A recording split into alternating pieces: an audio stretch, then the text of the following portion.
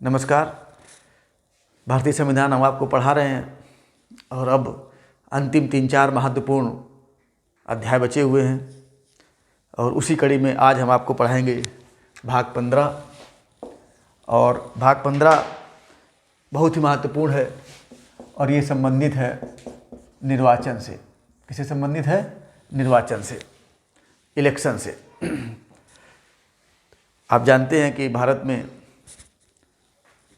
लोकसभा, विधानसभा, राज्यसभा आदि आदि के निर्वाचन होते हैं। देखिए, भारत विश्व का विशालतम लोकतंत्र है। विशालतम लोकतंत्र इसलिए है कि जितने भी लोकतांत्रिक देश हैं विश्व में, सबसे ज़्यादा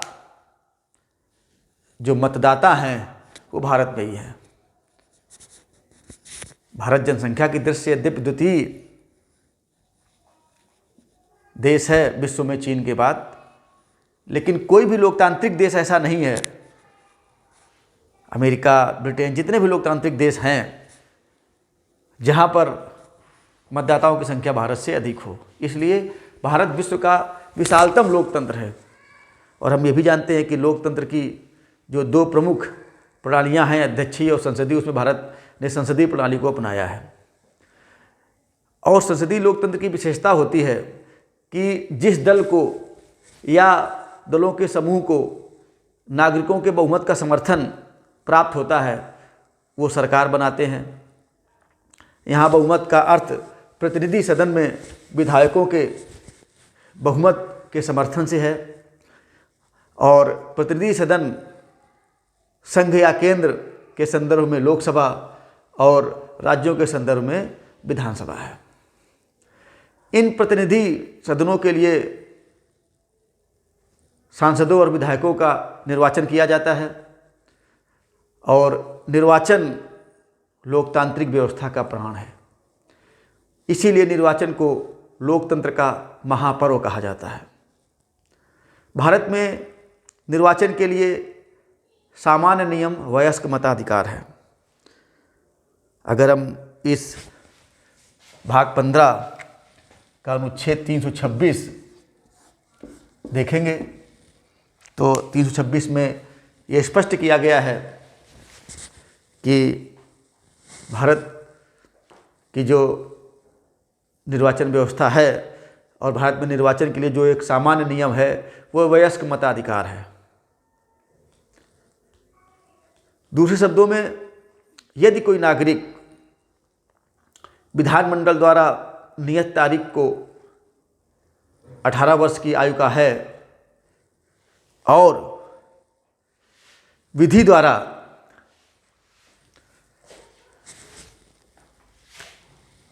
अनिवास के आधार पर, विधि द्वारा अनिवास के आधार पर मतलब नॉन रेजिडेंस, चित्त विकृति, unsoundness of mind, unsoundness of mind, अपराध या भ्रष्ट या अवैध आचरण, अपराध मतलब crime, or corrupt or illegal practices, इन आधारों पर उसे निरर्ह नहीं किया गया, अर्थात डिस्क्वालीफाइड नहीं किया गया है, तो वह मतदाता के रूप में रजिस्ट्रीकृत होने और मतदान करने का हकदार होगा। मतदान करने का अधिकार भारत में एक सांविधिक अधिकार है। कैसा अधिकार है? पूछा जाता है। ये मूल अधिकार नहीं है। कैसा अधिकार है? ये एक सांविधिक अधिकार है, स्टेट यूटरी अधिकार है, स्टेट्यूटरी अधिकार है। ये है मतदान करने का अधिकार।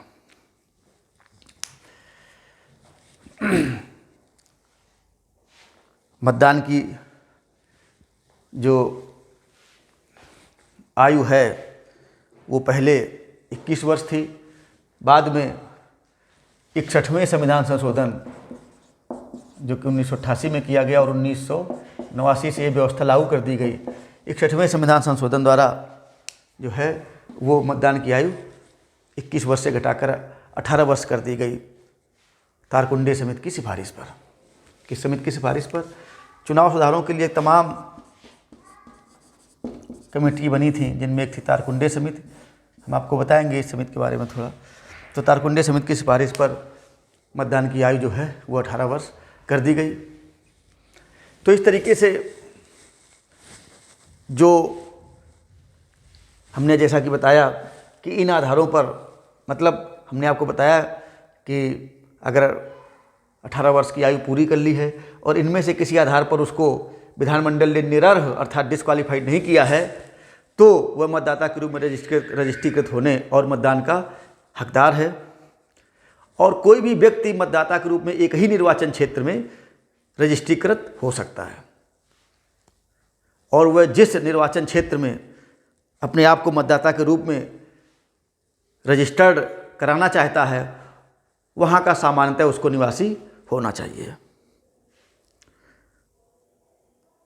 मतदान और मतदाता कितना महत्वपूर्ण है, इसका अंदाज़ा आप इसी से लगा सकते हैं कि 25 जनवरी को भारत में मतदाता दिवस के रूप में मनाया जाता है।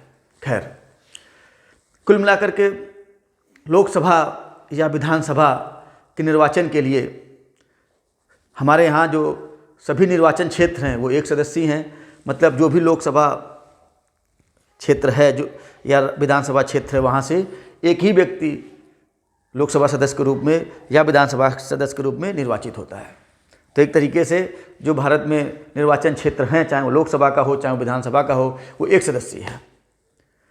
और प्रत्येक मतदाता का एक मत है, चाहे वो राष्ट्रपति हो और चाहे वो कोई श्रमिक हो। मतदाता है वो तो उसका मत एक है, और जो अंतरणीय नहीं है, ट्रांसफरेबल नहीं है। और जिस अभ्यर्थी को, चुनाव लड़ने वाले जिस उम्मीदवार को सर्वाधिक मत प्राप्त होते हैं उसको विजयी घोषित किया जाता है।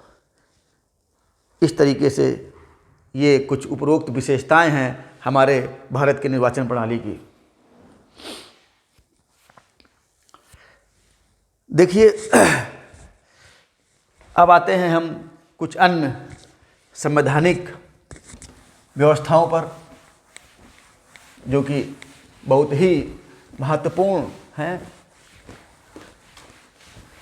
यद्यपि हमने 326 का उल्लेख पहले कर दिया, लेकिन वास्तव में जो हम चीज़ बता रहे थे उसमें 326 का उल्लेख करना जरूरी था। लेकिन वास्तव में ये जो खंड है निर्वाचन का, वो प्रारंभ होता है 324 से। सबसे पहला अनुच्छेद भाग 15 में कौन सा है? अनुच्छेद 324 है। वस्तुतः जो हमारा लोकतंत्र है या कोई भी लोकतंत्र हो, लोकतंत्र में ये महत्वपूर्ण है कि चुनाव होते हैं, यानी चुनाव होना लोकतंत्र के लिए बहुत महत्वपूर्ण है। लेकिन उससे भी अधिक महत्वपूर्ण है कि चुनाव किस भांति होते हैं, चुनाव कितने निष्पक्ष होते हैं। और आम मतदाता का निर्वाचन व्यवस्था का संचालन करने वाले अभिकरण, एजेंसी या संस्था में या उसकी निष्पक्षता में और उसकी ईमानदारी पर कितना विश्वास है। आप समझ रहे होंगे मैं क्या कहना चाहता हूँ, कि लोकतंत्र में यह महत्वपूर्ण है कि चुनाव होते हैं, लेकिन उससे भी अधिक महत्वपूर्ण यह है कि चुनाव किस भांति से होते हैं, चुनाव कितने निष्पक्ष होते हैं। और आम मतदाता का निर्वाचन व्यवस्था का संचालन करने वाले अभिकरण या संस्था पर, उसकी निष्पक्षता पर और उसकी ईमानदारी पर कितना विश्वास है। भारत के संविधान निर्माता लोकतंत्र के इस महापर्व अर्थात निर्वाचन के महत्व से भली भांति परिचित थे, और इसीलिए उन्होंने इसके लिए एक निर्वाचन आयोग की स्थापना की, अनुच्छेद 324 जो अत्यंत ही महत्वपूर्ण है, बहुत पूछा जाता है।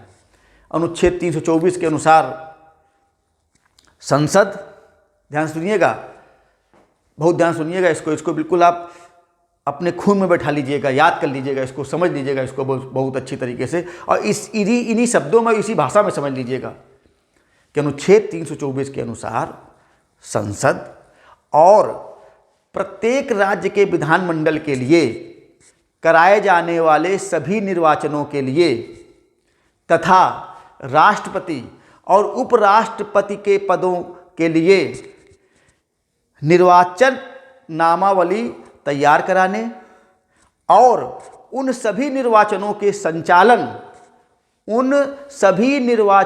संचालन का अधीक्षण यानी सुपरिंटेंडेंस, निर्देशन यानी कि डायरेक्शन, और नियंत्रण यानी कि कंट्रोल एक आयोग में निहित होगा, जिसे इस संविधान में निर्वाचन आयोग कहा गया है। इसी में आपको निर्वाचन आयोग और उसका मुख्य कार्य मिल जाएगा। क्या काम, उसका प्रमुख काम क्या है, फिर आपको अगर एक बार रिपीट करें संक्षेप में कि वास्तव में इस अनुच्छेद के अनुसार क्या है कि संसद और प्रत्येक राज्य विधानमंडल, यानी राज्य विधान, संसद का मतलब लोकसभा और राज्यसभा, और विधानमंडल का मतलब विधानसभा और विधान परिषद के लिए कराए जाने वाले सभी निर्वाचनों के लिए तथा राष्ट्रपति और उपराष्ट्रपति पदों के लिए निर्वाचक नामावली तैयार कराना और इन सभी निर्वाचनों के संचालन का अधीक्षण, निर्देशन और नियंत्रण किसमें निहित होगा? चुनाव आयोग में निहित होगा। यही इसका प्रमुख काम होगा। देखिए, इसके अलावा 324 में बहुत सारी बातें कही गई हैं जो हम एक एक करके आपको बताते हैं। 324 पूरे इस आर्टिकल, पूरे इस अध्याय 15 की जान है। वो ये कहता है आगे 324 में कहा गया है कि निर्वाचन आयोग में एक मुख्य निर्वाचन आयुक्त होगा, एक मुख्य निर्वाचन आयुक्त होगा तथा उतने निर्वाचन आयुक्त होंगे जितने राष्ट्रपति समय समय पर नियुक्त करेंगे। ठीक, यानी एक मुख्य निर्वाचन आयुक्त होगा और इसमें उतने निर्वाचन आयुक्त होंगे जितने की राष्ट्रपति, जितने निर्वाचन आयुक्त की उनकी नियुक्ति राष्ट्रपति करेंगे। और फिर यह भी लिखा है इसी आर्टिकल 324 में कि मुख्य निर्वाचन आयुक्त जो होंगे इस आयोग के अध्यक्ष के रूप में काम करेंगे। ठीक, फिर आगे भी लिखा है कि राष्ट्रपति जो है वो निर्वाचन आयोग से परामर्श करके लोकसभा, राज्यसभा और विधानसभा या विधान परिषद के होने वाले चुनाव से पहले आवश्यकता के अनुसार प्रादेशिक निर्वाचन आयुक्तों की नियुक्ति करेंगे। ध्यान रखिएगा, निर्वाचन आयोग अलग है 324 में ही जिक्र, लेकिन जो निर्वाचन आयोग होगा उसमें क्या होगा? एक मुख्य निर्वाचन आयुक्त होगा। ठीक, और निर्वाचन आयुक्त भी होंगे।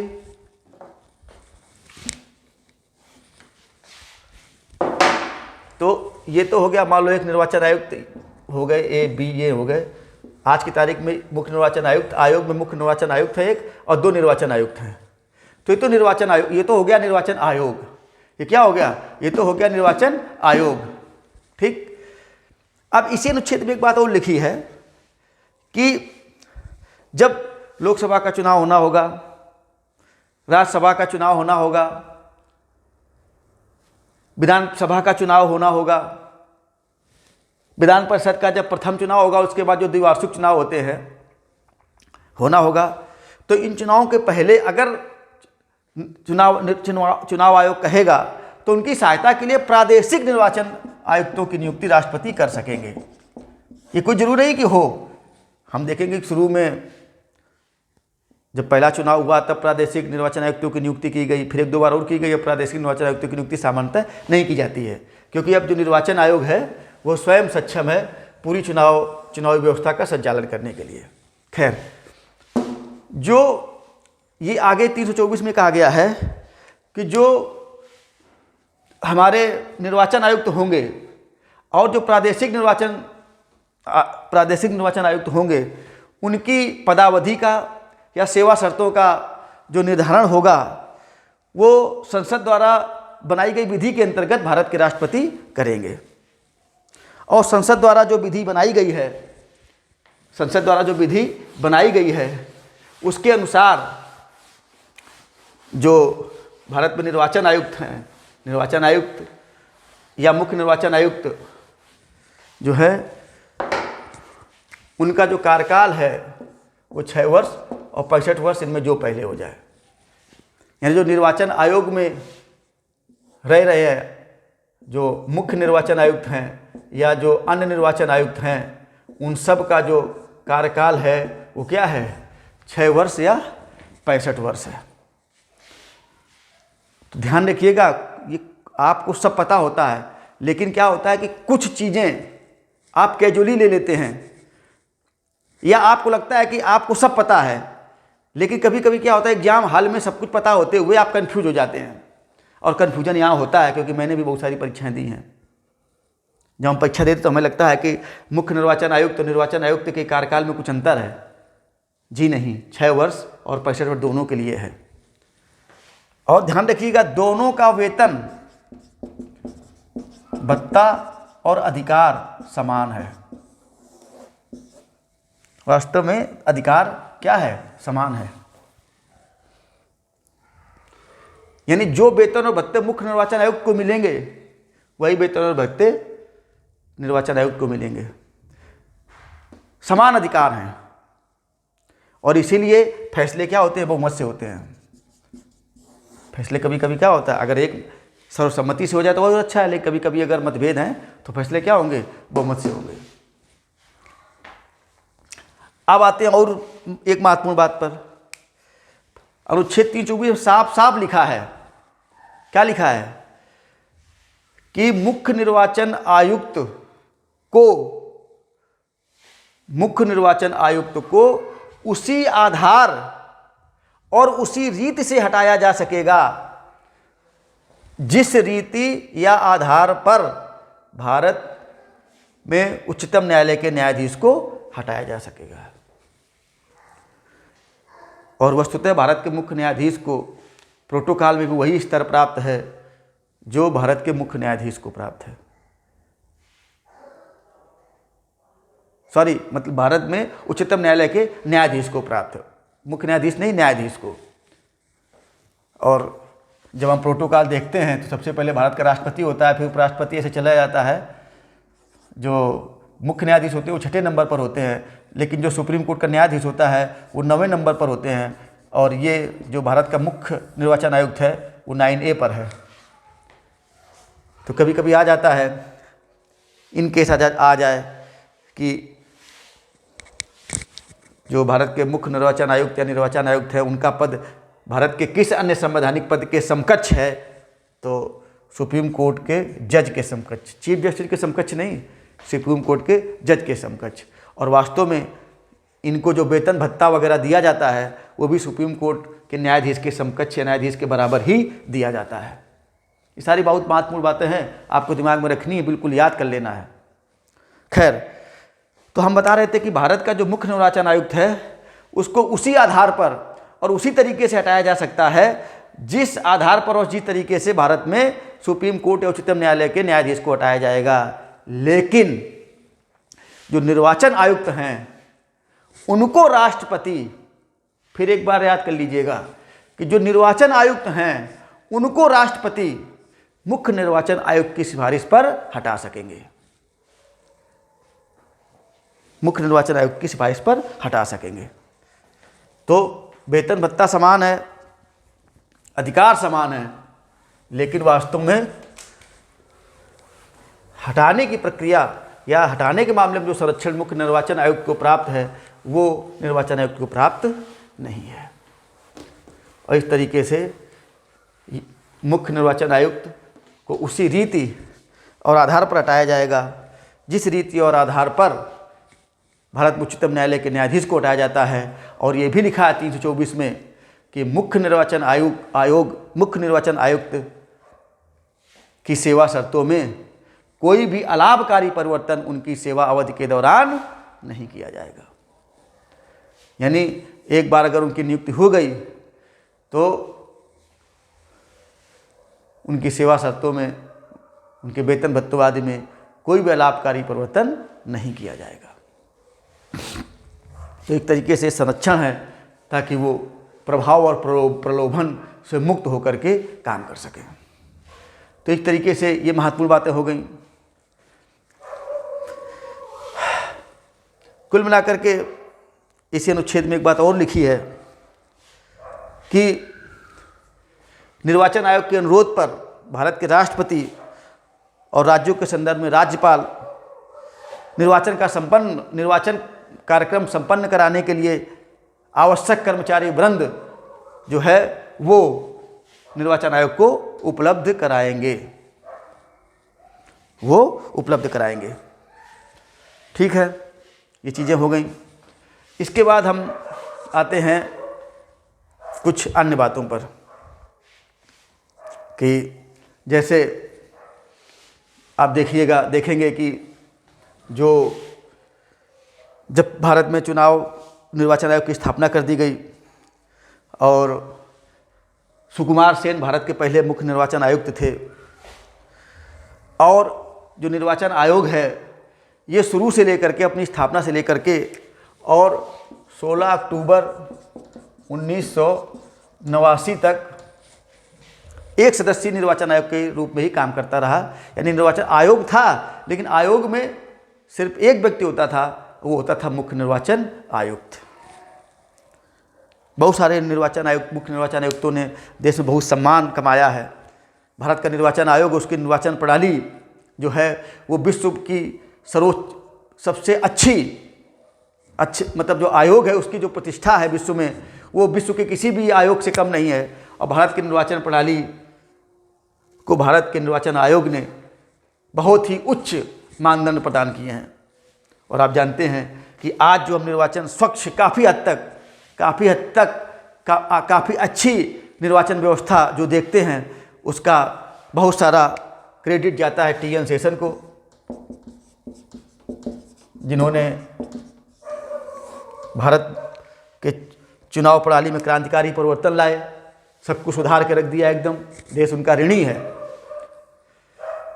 इसके बाद संभवतः इनकी तेजी या इनके जैसे अन्य मुख्य निर्वाचन आयुक्तों की तेजी पर कुछ अंकुश लगाने के लिए सरकार ने सबसे पहले 16 अक्टूबर 1989 को जो है वो चुनाव आयोग में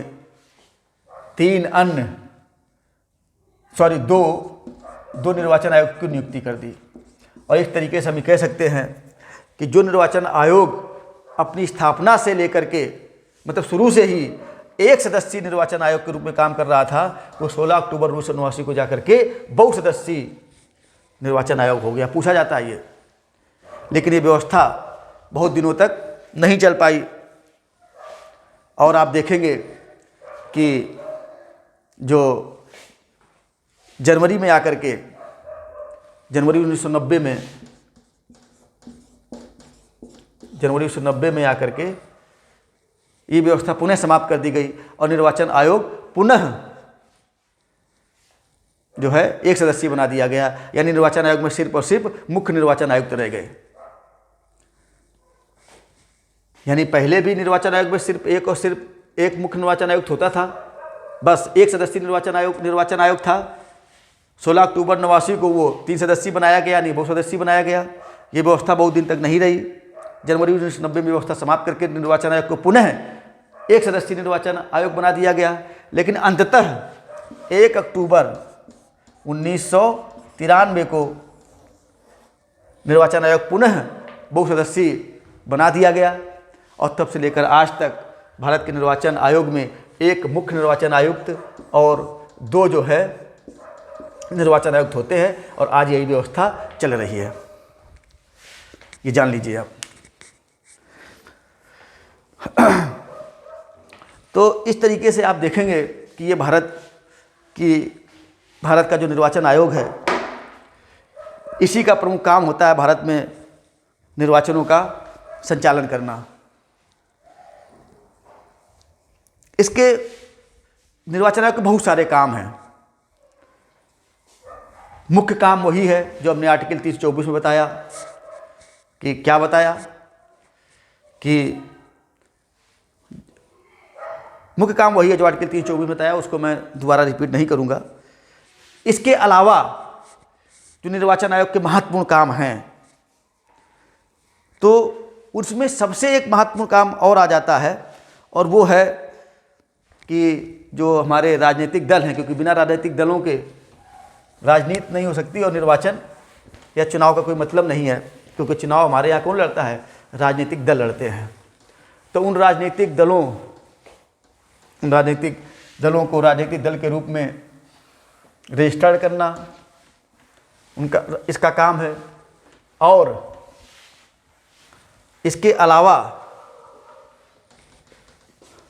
निर्वाचन आयोग ही विभिन्न राजनीतिक दलों को राज्य स्तरीय दल के रूप में या राष्ट्रीय दल के रूप में मान्यता प्रदान करता है। निर्वाचन आयोग ही वो पैरामीटर्स बनाता है जिन पैरामीटर्स के आधार पर, जिन आधारों के आधार पर निर्वाचन आयोग किसी राजनीतिक दल को राज्य के दल के रूप में या राष्ट्रीय दल के रूप में मान्यता प्रदान करता है। आज अगर देखा जाए तो निर्वाचन आयोग ने जो पैरामीटर्स बनाए हैं कि तो उन पैरामीटर्स के आधार पर वो विभिन्न राजनीतिक दलों को राज्य स्तरीय या राष्ट्रीय स्तर की पार्टी होने की मान्यता। तो इस तरीके से अगर पूछा जाए कि भारत में कौन राजनीतिक दलों को राज्य स्तरीय या राष्ट्रीय दल के रूप में मान्यता प्रदान करता है, तो उत्तर होगा भारत का निर्वाचन आयोग। और निर्वाचन आयोग ने जो पैरामीटर्स बना रखे हैं, उसके अनुसार किसी भी राजनीतिक दल को राज्य स्तरीय दल के रूप में मान्यता वह तब प्रदान करेगा जब किसी राज्य में होने वाले लोकसभा चुनाव या विधानसभा चुनाव में कुल पड़े वैध मतों का 6% मिल जाए, 6% मत मिल जाए, और विधानसभा की 2 सीटें कोई राजनीतिक दल प्राप्त कर ले। मान लो उत्तर प्रदेश में कोई राजनीतिक दल चुनाव लड़ रहा है, तो यहाँ लोकसभा या विधानसभा का जो चुनाव हो, तो कुल वैध मत जितने पड़े उसका 6% प्राप्त कर ले, और कम से कम विधानसभा की 2 सीटें प्राप्त कर ले, तो उसे राज्य स्तरीय दल के रूप में मान्यता चुनाव आयोग प्रदान करेगा।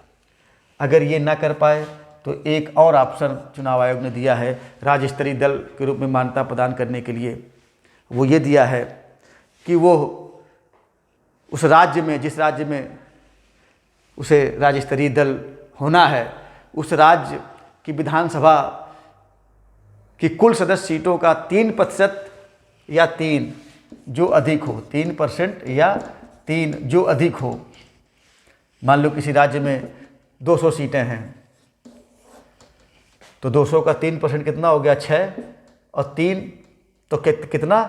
3% या 3 जो अधिक हो, तो अधिक क्या होगा? 3%, यानी 3% अधिक आएगा, क्योंकि 200 का 3% कितना होगा? 6। तो 6 सीटें अगर जीत लेगा तो भी उसे राज्य स्तरीय दल के रूप में मान्यता मिल जाएगी। तो इस तरीके से राज्य स्तरीय दल के रूप में मान्यता किसी दल को मिल सकती है। अब आते हैं हम राष्ट्रीय दल के रूप में मान्यता उसे कैसे मिलेगी।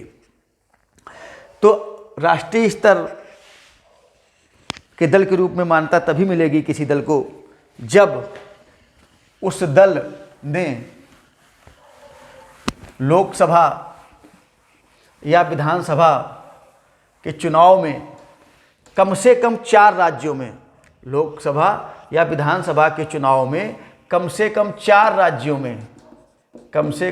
राज्यों में कुल पड़े वैध मतों का 6% हासिल कर लिया हो और प्लस लोकसभा की कम से कम 4 सीटें जीत ली हों। एक तो शर्त ये पूरी कर दे कि क्या पूरी कर दे कि मान लो कोई राजनीतिक दल है और वो चाहता है कि उसे राष्ट्रीय दल के रूप में मान्यता प्राप्त हो जाए, तो वो लोकसभा या विधानसभा के चुनाव में कम से कम 4 राज्यों में पड़े कुल वैध मतों का 6% प्राप्त कर ले और 4 लोकसभा की सीटें जीत ले,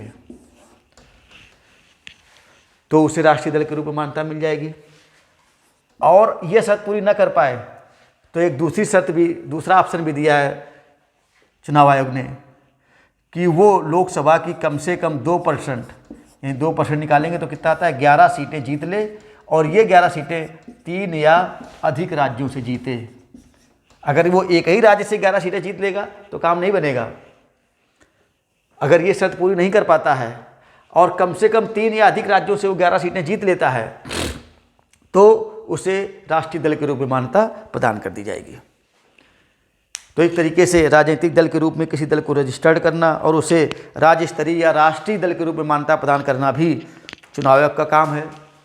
चुनाव आयोग के और भी 2-3 महत्वपूर्ण काम हैं। वो राजनीतिक दलों के लिए चुनाव आचार संहिता तैयार करता है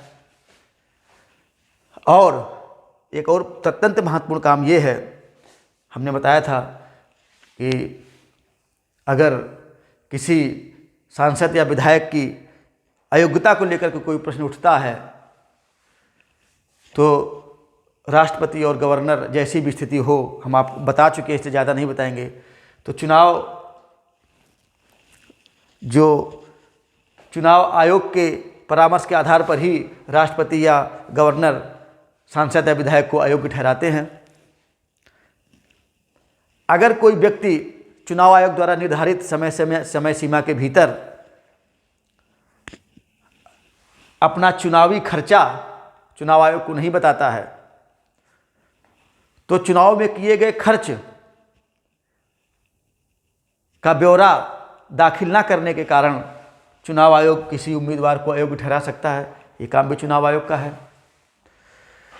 चुनाव आयोग जो है वो राजनीतिक पार्टियों को आरक्षित चुनाव चिन्ह प्रदान करता है। उनके संबंध में अगर कोई विवाद होता है तो उसका निर्धारण करता है। अनुच्छेद 329 में आप देखेंगे कि निर्वाचन क्षेत्रों के परिसीमन की व्यवस्था है और ये कहा गया है कि समय समय पर परिसीमन आयोग का गठन किया जाएगा और परिसीमन आयोग जो है प्रादेशिक निर्वाचन क्षेत्रों की सीमाओं का निर्धारण करता है। इसके बाद परिसीमन आदेश जारी किए जाते हैं और याद रखिएगा कि परिसीमन आयोग के आधार पर जो भी परिसीमन आदेश जारी किए जाते हैं उनको किसी भी न्यायालय में चुनौती नहीं दी जा सकती है। किसी भी न्यायालय में चुनौती नहीं दी जा सकती। तो इसमें भी चुनाव आयोग की भूमिका रहती है और भी चुनाव आयोग के तमाम काम हैं, जैसे उपचुनाव कराना, लेकिन जो मुख्य काम थे चुनाव आयोग के वो हमने बता दिए। इसके बाद भी इस भाग में 2-3 महत्वपूर्ण अनुच्छेद हैं, जैसे कि एक अनुच्छेद है 328 जिसमें ये कहा गया है कि राज्य विधानमंडल के चुनाव के संबंध में जहाँ तक कि संसद ने कोई कानून नहीं बनाया है वहाँ पर कानून बनाने का अधिकार राज्य के विधानमंडलों को होगा। किसको होगा? राज्य के विधानमंडलों को होगा। एक और महत्वपूर्ण बात है कि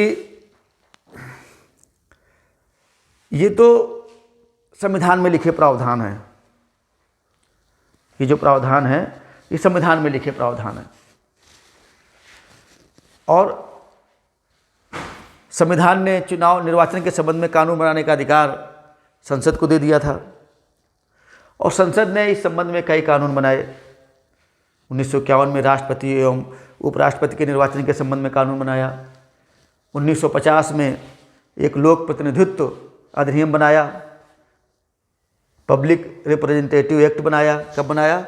1950 में बनाया और फिर एक और बनाया 1951 में। मुख्य रूप से इन्हीं कानूनों के आधार पर चुनाव का संचालन चुनाव आयोग करता है, मतलब संविधान के प्रावधानों के आधार पर और इन कानूनों के आधार पर। बहुत पूछा जाता है कि लोक प्रतिनिधित्व अधिनियम कब बना, तो ये कब बना? 1951 में, 50 में। अंतिम जो परसीमन अधिनियम बना वो 2002 में बना, क्योंकि 2001 की जनगणना के आधार पर अंतिम बार परसीमन किया गया। न्यायमूर्ति कुलदीप सिंह के अध्यक्षता में एक परसीमन आयोग बना था और उसने लोकसभा विधानसभा का परसीमन किया। संख्या वही रही लेकिन क्षेत्र बदल गए, नाम बदल गए और ये आयोग की सिफारिशें और उनके आधार पर जारी किए गए परसीमन आदेश अंतिम होते हैं। इनको किसी भी न्यायालय में प्रश्नगत नहीं किया जा सकता। एक महत्वपूर्ण बात यह है कि यद्यपि अगर हम पुराने समय से तुलना करेंगे तो हम देखेंगे कि हमारी जो निर्वाचन प्रणाली है वो पूर्व की तुलना में काफ़ी साफ सुथरी हो चुकी है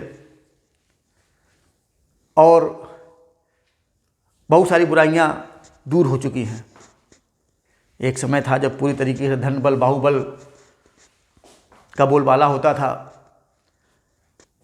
बिहार जैसे राज्यों में चुनाव कराना मुश्किल होता था, लेकिन हम ऋणी हैं टीएन शेषन के, हम ऋणी हैं उनके बाद बनने वाले तमाम मुख्य चुनाव आयुक्तों को जिन्होंने चुनाव प्रक्रिया को अधिकतम पारदर्शी बनाया और कोशिश की कि वास्तव में जो निर्वाचन है वो निष्पक्ष हों, निष्कलंक हों। चुनाव सुधारों पर बहुत सारी समितियों का कोई गठन सरकार के द्वारा किया गया। कुछ की सिफारिशें लागू भी की गई, कुछ की अभी भी धूल खा रही हैं। चुनाव के संबंध में जो तमाम समितियां गठित की गई उनमें महत्वपूर्ण समिति हैं। सबसे पहले तारकुंडे समिति गठित की गई थी और तारकुंडे समिति की सिफारिश पर ही, जैसा कि हमने अभी बताया था कि जो 61वां संविधान संशोधन 1988 पारित किया गया और 1989 से जो मतदान की आयु है वो 21 से घटाकर 18 कर दी गई। इसी समिति की सिफारिश पर चुनाव में उम्मीदवारों द्वारा खर्च किए गए व्यय की सीमा का निर्धारण किया गया और यह भी अनिवार्य किया गया कि व्यय का लेखा जोखा प्रत्याशी चुनाव आयोग को देंगे। इसके बाद 1990 में दिनेश गोस्वामी समिति का गठन किया गया, भी बहुत महत्वपूर्ण समिति थी। इसने बहुत सारी महत्वपूर्ण सिफारिशें दी, क्योंकि अभी भी बोगस मतदान, धन बल बाहुबल बहुत काफ़ी हद तक बना हुआ था। चुनाव में फर्जी मतदान होता था। तो इसी समिति की सिफारिश पर ईवीएम इलेक्ट्रॉनिक वोटिंग मशीन लाई गई ताकि बूथ कैप्चरिंग जैसी घटनाओं को रोका जा सके और रुकी भी हैं। मतदाता फोटो पहचान पत्र देने की सिफारिश भी मतदाताओं को इसी ने की और इसके सिफारिश के आधार पर मतदाता फोटो पहचान पत्र मतदाताओं को उपलब्ध कराए गए, जिससे बोगस मतदान रुका, फर्जी मतदान रुका। और इसी समिति की ने सिफारिश की थी कि 2 से अधिक जगहों से कोई चुनाव न लड़ सके। नहीं तो पहले कोई व्यक्ति 4-4, 5-5 लोकसभा सीट से लड़ जाता था, विधानसभा सीट से लड़ जाता था और मान लो 3 जगह से जीत गया तो रह तो एक ही जगह से सकता था, तो पता चला 2 जगह से फिर चुनाव कराओ। तो भारत में हमेशा उपचुनाव ही होते रहते थे। आज की तारीख में कानून बनाकर व्यवस्था कर दी गई है कि कोई भी व्यक्ति 2 से अधिक सीटों पर चुनाव नहीं लड़ सकता। तो इस तरीके से इन समितियों की सिफारिशों पर जो भारत के मुख्य चुनाव आयुक्त थे उनके प्रयासों से, जनता के दबाव से बहुत सारे सुधार हो चुके हैं और हमारी निर्वाचन प्रणाली, निर्वाचन व्यवस्था काफ़ी अच्छी हो चुकी है। लेकिन अभी भी बहुत सारे चुनाव सुधार होने बाकी हैं। आप खुद सोचिएगा, आप एक जागरूक मतदाता हैं, जागरूक नागरिक हैं, कि भारत की चुनाव प्रणाली में भी क्या क्या कमियां और क्या क्या सुधार होने चाहिए। बहुत सारे पॉइंट्स आपको मिल जाएंगे, कभी अलग से इस विषय पर चर्चा करेंगे। फिलहाल इस अभी इतना ही। बस एक चीज़ और बताएंगे, अक्सर प्रश्न पूछा जाता है कि चुनाव की अधिसूचना कौन जारी करता है। तो आप याद रखिएगा कि लोकसभा और राज्यसभा के चुनाव के लिए अधिसूचना भारत के राष्ट्रपति जारी करते हैं और विधानमंडल के चुनाव के संबंध में अधिसूचना संबंधित राज्य के महामहिम यानी राज्यपाल जारी करते हैं और इसके बाद तिथियों आदि की घोषणा फिर चुनाव आयोग के द्वारा की जाती है। तो इस तरीके से भाग 15 के विभिन्न अनुच्छेदों के तहत मुझे इतना ही बताना था। बाकी हम इस संबंध में अलग से चर्चा करेंगे चुनाव सुधारों पर। धन्यवाद।